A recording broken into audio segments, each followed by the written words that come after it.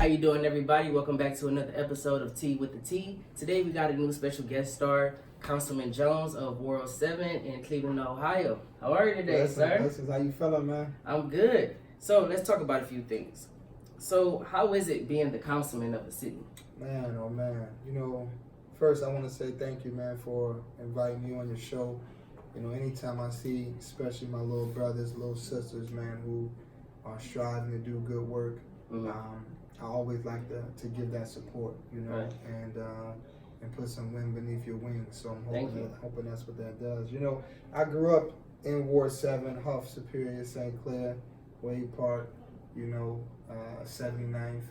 These are the areas that I grew up in and experienced a lot of poverty, you know, in these places, a lot of violence, man, a lot of bad memories, but also a lot of good memories.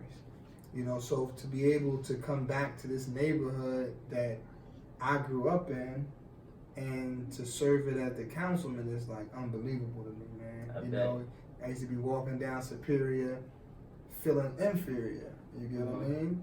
And now to be the leader of that community, it's like, man, it's unbelievable, man. So what's your backstory about like becoming a councilman? Was it a hard time? You know, it was never something that I intended. You know, I never intended to get into politics. I never intended to, I didn't like politics, man. I was like the type of dude like, I'm like that right now. That's how you feel? Yeah, I was like, you know, politics is a politricks. They call us dogs, they must be a politics. You know what I mean? So that was my vibe, man. But it got to a point where activism couldn't be, marches was not sufficient. Right. You know, speeches were not sufficient. I had to get into a position where I had access to resources and be able to create laws and legislation that ultimately, you know, get people out of poverty, man. Right. Know? So it was a blessing. Okay, that's cool. So how do you feel about becoming the city of Cleveland Future's mayor? Oh, snap. Do you feel like you capable? Oh, you know, I think that any person is capable of whatever God put on their heart, you know? And whatever is on your heart, man, you have the ability to do it. You know, right now, Ward 7 is my absolute focus. And if the Creator want me somewhere, wherever that is, man, I hope to be able to be the best at it. You know? So is that a position that you think you're going to take upon in life? You know, I'm not sure, man. I'm not sure. You know, I've gotten to the point in my life where I focus more on the moment than tomorrow. Because tomorrow ain't promised. So, you know, right now I'm the councilman in Ward 7, and I hope to be the best, or at least one of the best that has ever done it. So is this like a huge accomplishment for your life? Or do you feel like you got bigger accomplishments and this was just something to get you through the door? To be a black man in America, to come from where I came from, you know, to be Muslim, to have been impoverished, to, you know, my family was homeless. We lived in the homeless shelters, man. Oh, wow. You know, to experience family members who were drug addicted, to open up refrigerators and make no food, like to have made it this far, is an accomplishment, man. And a lot of times people like you and me, we're so focused on tomorrow and what we're trying to accomplish tomorrow that we don't take time to really appreciate the day that we're in. And the fact that, like, look at what you're doing, man. Like, you know what I mean? Like, this ain't small coming from where you come from. No, not at all. You know what I mean? This took a lot. It took a lot, man. So we're so focused on the greatness of tomorrow that we just skip past the beautiful moments of today. So I'm just trying to enjoy these moments, man. I feel it. And that's very great because you are a black man, not just a man, but a black man of power. And your position holds a lot of responsibility. It holds a lot of weight, and definitely in the city. Like when people say Councilman Jones or Basheer Jones, that name, they be like, oh, you know him? Or what, you heard of him? I'd be like, that's a powerful man right there. Like, he does a lot for the city. And when I look at you, you know, I look at somebody that I look up to, and I look at somebody that one day I want to be. I always thought about being a councilman one day, but like you said, it's a lie, and I ain't really into politics that much. Yeah, you know, it starts like that, but you're gonna be even better. You're gonna be better than me, and the reason why I say that is that it's two things. It's either one, I wasn't teaching, or two, you wasn't listening. Right. So it's clear that you're listening. So that means that you don't have no choice but to take it further than I could have taken it. And then the people that come after you are going to do the same thing. So every generation has the potential to be greater. Right. You know what I mean? And that's what I see from you, man. You, young brother, you got your own show. Like, this ain't small, you know, but sometimes we so focused on, like, where we're going that we don't appreciate and we don't show gratefulness for what we have. You understand? Like, that speaks like, a lot. Yo, man, you done went to the service, man. You done graduated from Glenville. You know what I mean? You done lived in Atlanta. Like, you've been a lot of places and spaces, and you could have forgotten where you came from, and you came back here to provide an outlet for people to hear your voice because it's important. Yes. Your thoughts are important. Your emotions and how your perspective is important. And a lot of people, they go throughout their lives and they don't ever believe that they're important. So they don't ever speak. Right. And it's a beautiful quote that says that the one who had the courage to tell their life, their story, is worth listening to. So people are afraid to tell a story. So man, tell your story, man. Thank you. Yeah. Thank you. Yeah. So what are some big city issues right now that you're trying to focus on? You know, more so of like with the youth and the inner city community. Right. Well, you know, a lot of times, particularly when it comes to black, brown, poor, white people, those who live in urban environments, you find people look at these people as animals. But they're not animals. If you look at the what, you're going to think they're animals. If you look at the why, you're going to recognize that they're damaged human beings. Okay, I agree. You flowing with me? People talk about people in the urban community as crabs in a bucket. You heard this before? Yeah. Crabs in a bucket. And if you ever seen crabs in a bucket, you know that they fight to get up. They fight to get up. But the question I want you to ask yourself is, who put the crabs in the bucket? Because that's not the natural position of crabs. If you ever seen crabs on the beach, they don't ever pull each other back.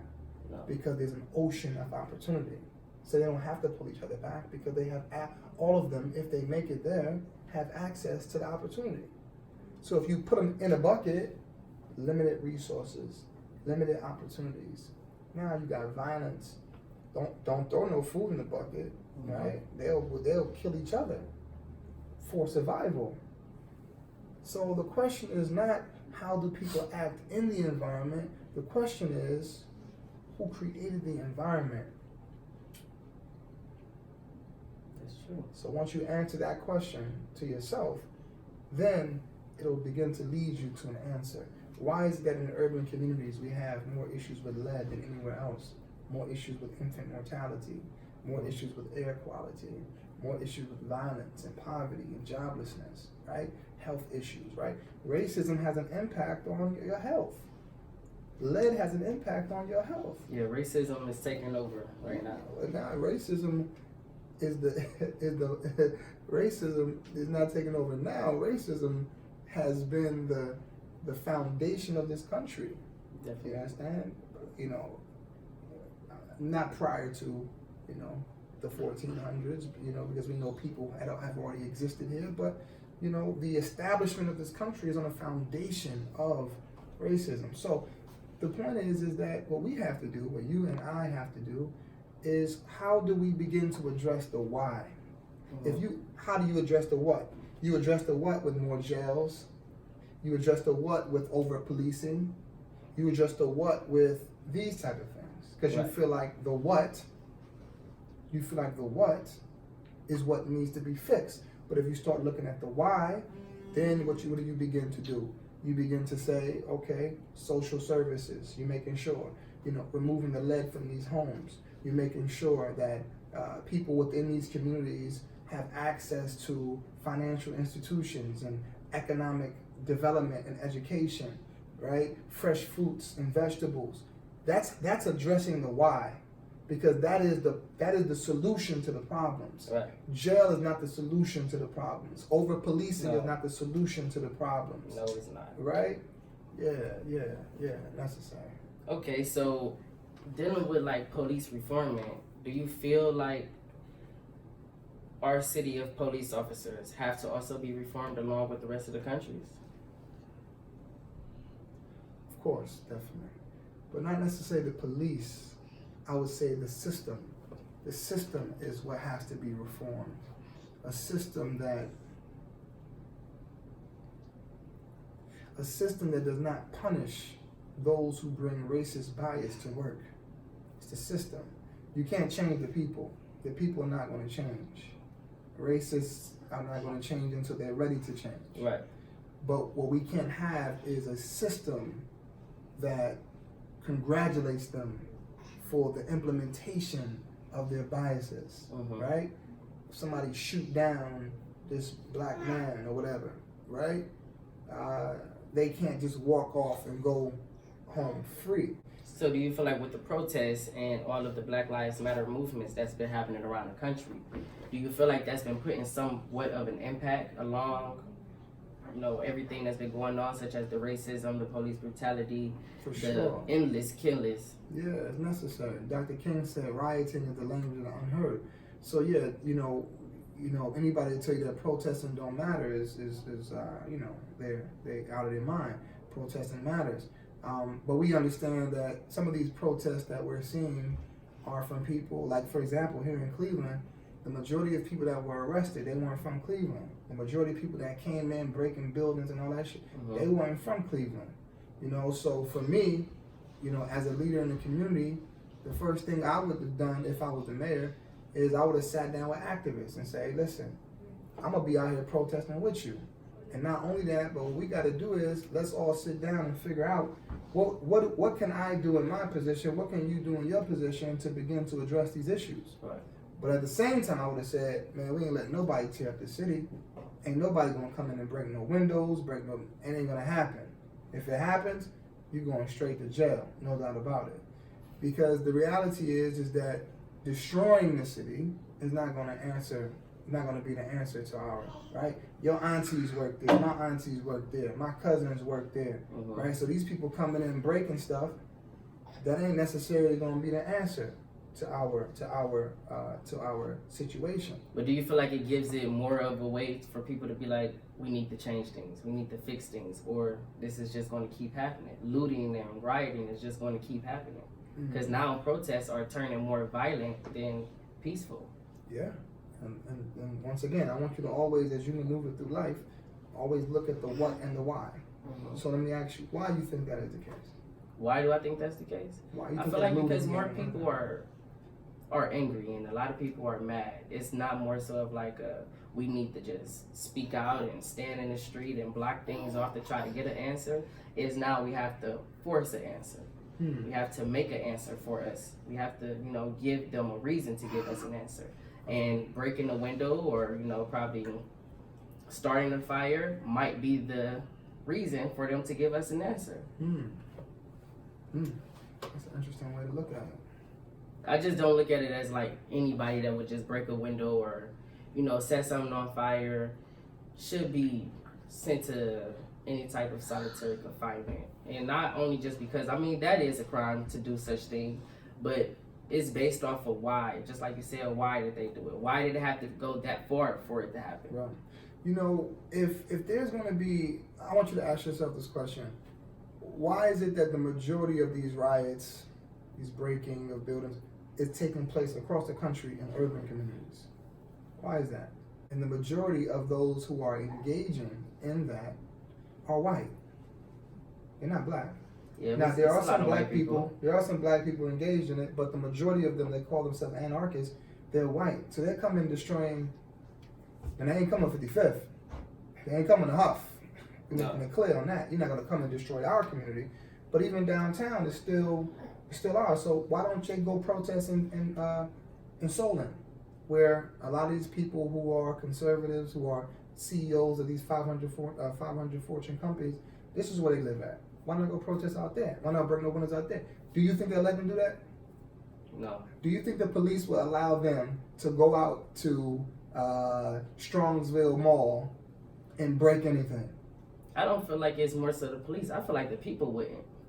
Well, The people in the community would not let them do that. The police didn't have control. The difference in our community and their community is that police in their community, they look at each other as one. Right. Whereas in our community, there's this adverse relationship between police and community. So we're policed in the urban area, whereas in other neighborhoods, they are a part of the community. They wave at them, hey, how you doing? What's going on? There's a different relationship where they expect them to do their jobs. Whereas here in our community, we're being policed. So I think when it comes to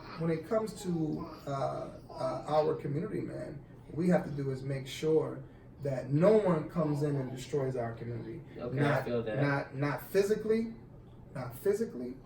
and absolutely not morally, and absolutely not politically. We have to do a better job of that.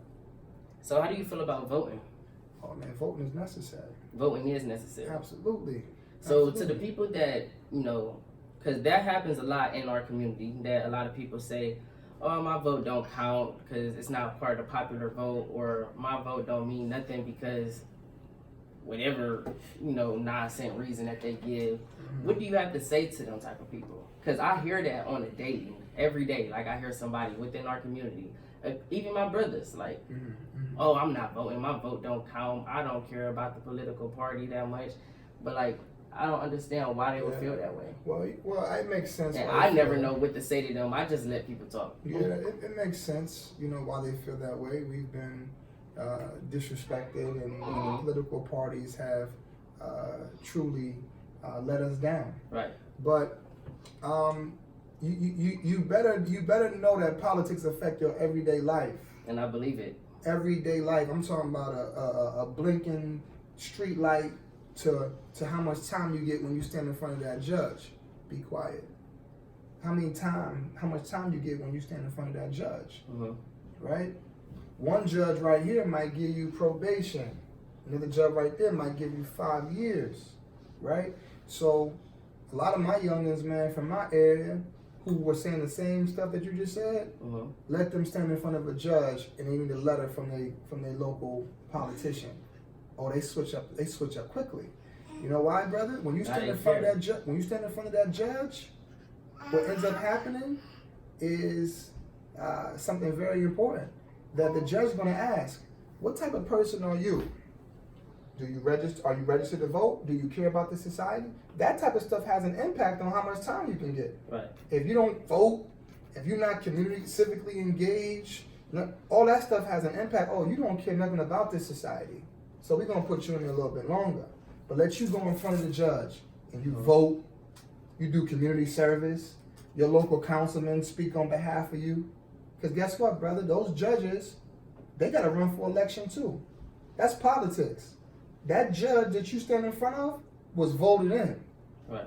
Imagine Ohio is different. Well, Ohio, if you got a felony, you can still vote here. You can still vote with a felony? Yeah, you can still vote with a felony. So imagine all the felons, you know what I'm saying? All the felons with a vote. Right. For the judge that put them in or whatever. Do you feel like a lot of people with felonies know that? I can't speak for everybody. I just know that if you in that system and you got a felony, they make it clear that you can vote. Okay. Make it crystal clear. Yeah. So voting is. I could take you places in my neighborhood that would not be there unless I was in office. I could take you to parks that I built. I've built, man, 4 to 5 new parks in my neighborhood. We're that's approaching. Huff area, right? That's Huff, Superior, St. Clair, Superior, Payne, 55th. So a couple of millions of dollars, man, new recreation centers, new parks. We approaching close to $1 billion in economic development in my neighborhood. And the majority of those who are doing that development are black. That's for me saying, no. We want to see new people get opportunities. Right? I'm not just talking about construction. I'm talking about, you know what I mean, who's the architect, who's the developer, right? Who's the owner, right? All this is politics, man. I've been seeing a lot of paintings around the area too. All the murals that you see in the neighborhood, Yeah. right? That's all. I mean, that's all because of me being in office. Not that I'm perfect or anything in that matter, but you have to have a different frame of mind when it comes to the pot. You don't have to relieve your principles and your character and what you stand on.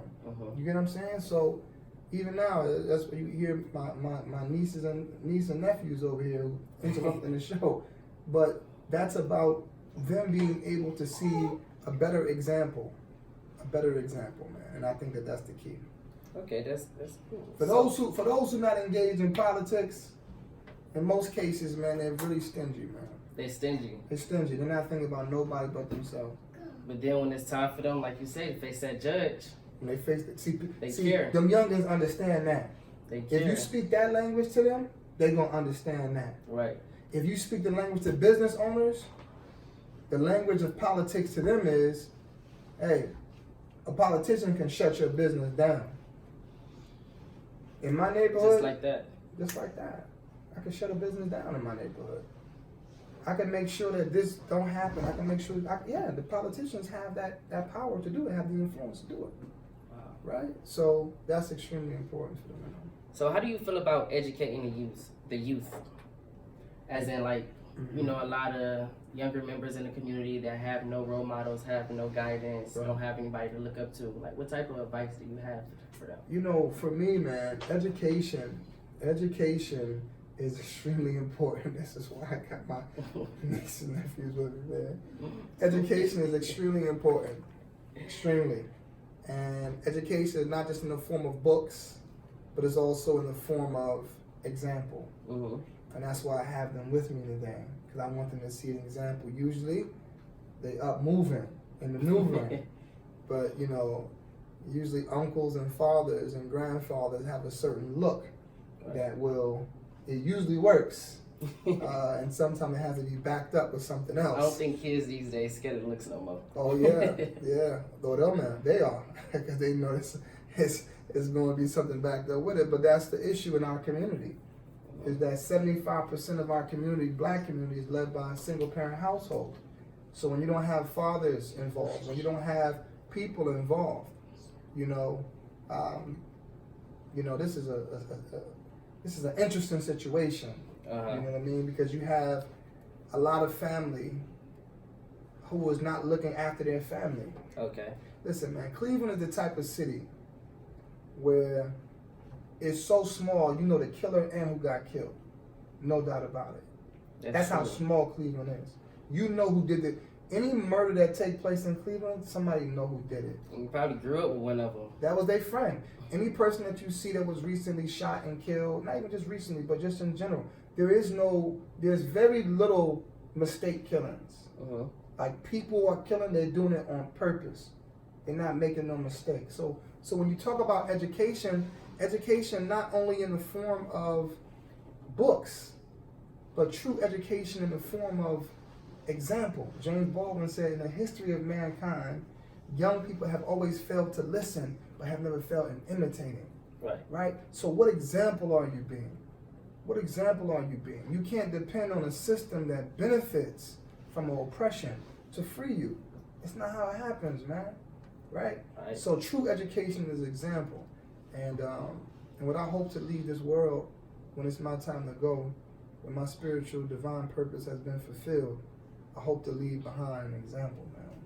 So how do you feel about rebuilding the community? Do you feel like there needs to be more of black-owned businesses, or should it be a mix? Or are you open to just anybody that's willing to give back and have some type of, playground for people to come and be inspired to get educated and, maybe want to just open up their own shop of whatever shop that they just learned from? Right, no doubt about it. I think that just because you're black don't mean you have black consciousness. So black is insufficient. But I do believe that businesses should reflect the community of people that live there. Brother, I'm sure you've been to Beechwood and Solon communities, and you don't see no B&Ms. You go to Beechwood and to the Jewish community, you're not gonna see a B&M. No. Right? Nah, they control the businesses, and it's nothing wrong with that for me. I think that's important. But in our community, only the black community, no other community is like this. Only the black community don't have the majority of businesses to reflect the people that live there. Just think about that. Why is that, man? True. You can go to the Puerto Rican community. You're gonna find Puerto Rican businesses. You can go to the Jewish community. You're gonna find Jewish businesses. You can go to the Italian community. You're gonna find Italian businesses. It only makes sense. But why is it that you come to our business, our community, the majority, overwhelmingly, are out of businesses? So what are some businesses that you think the black community should cater to more?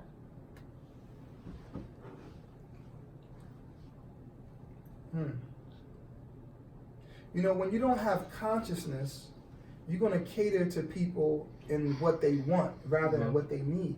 Right. So you have businesses in our community where if you want to go to the liquor store, you come to our community.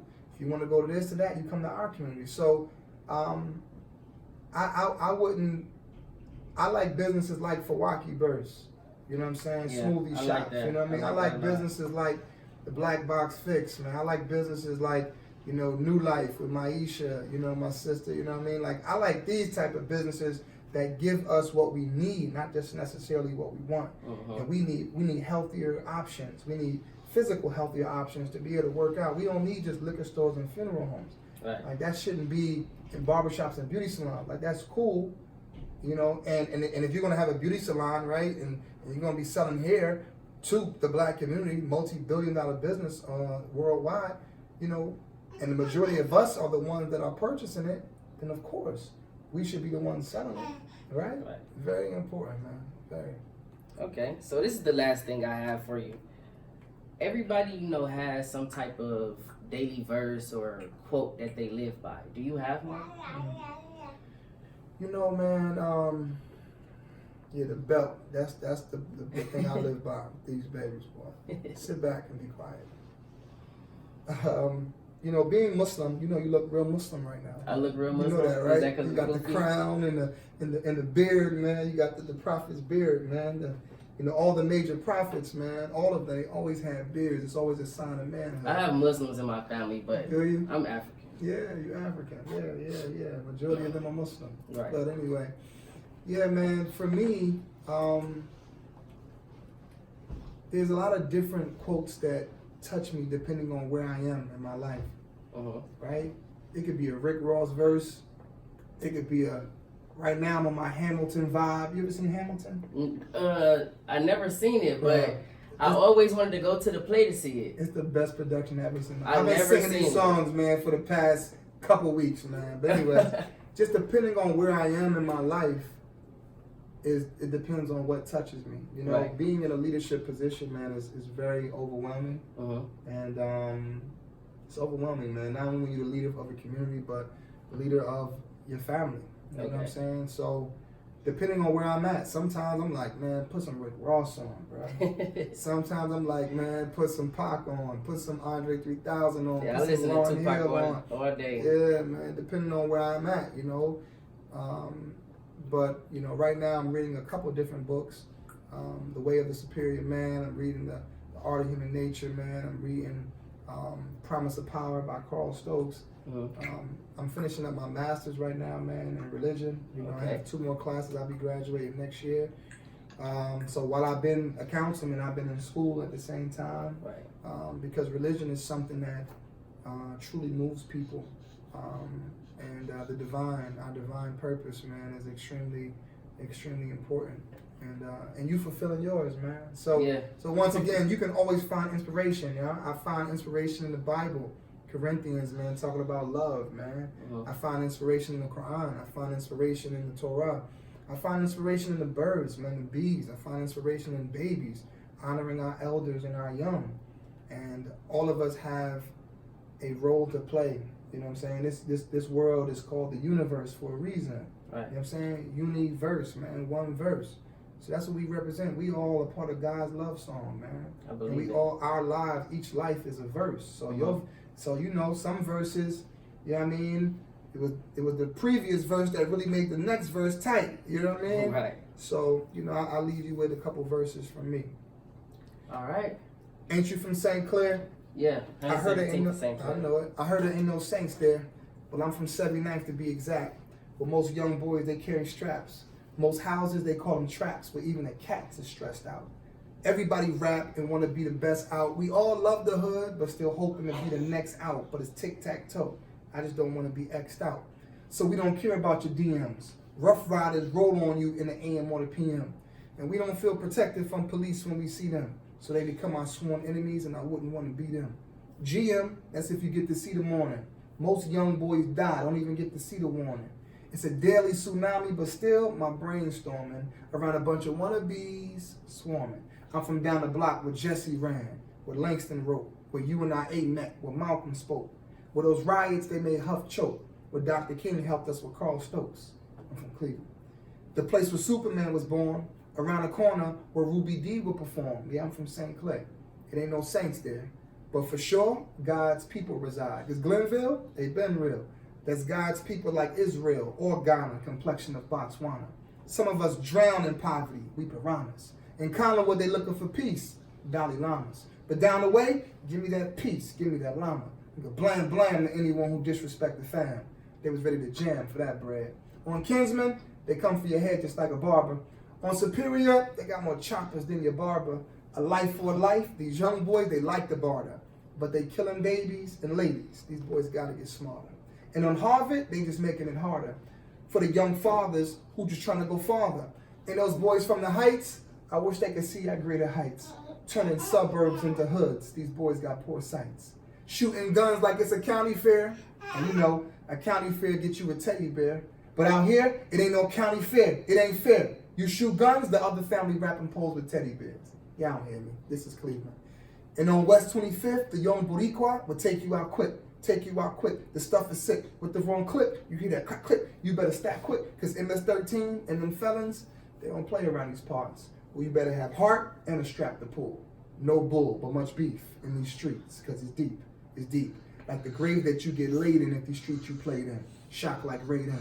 Make you wish that you stayed in. But this is the place that I was raised in, that I was made in. I hope I make you proud when my day is in. And I ain't talking hotels, but when my time's fading. This is Cleveland. I'm out here marching saying Black Lives Matter, but some of our cousins, they acting like Black Lives don't matter. Damn, don't you know these bullets got karma? You take that boy brother, he coming back for your mama, and your brother, and your sister. We stuck in a frame, we don't even get the picture. They killed my only son. You ain't hear that mother whisper? Whoever owned them jails, they sure making them richer. That dog food turn a young teen to a young fiend. That Percocet keep that girl in a dream or a nightmare. Where we from? Freddie, Chucky, and Jason, they couldn't last a night there. They knew that white there for Gucci belts, Nike ears. 18 years old with a head full of white hair. They so bright here. But the violence make afternoon feel like night here. The funds is tight here. They'll take your life here. When I say your life here, I mean like right there. So, can you imagine the hurt? The same one that she birthed, she got to put in the dirt. Can you imagine the hurt? The same one that she birthed, she got to put in the earth. This is the truth. Thank you. You made that up? Yeah. That was nice. Thanks, That was man. nice. I gotta give it all Thank hand. you. Thank you for what you're doing. I'm very proud of the work, brother. Keep No, it welcome. up. Thank you for joining me No today. worries, no worries. Well, y'all heard it here first. Another episode of Tea with the T, starring Underground Interview King and my very special guest star, Councilman Basheer Jones. We will be back with another episode in a few days. Checking out with Tea with the T, man. Y'all be safe.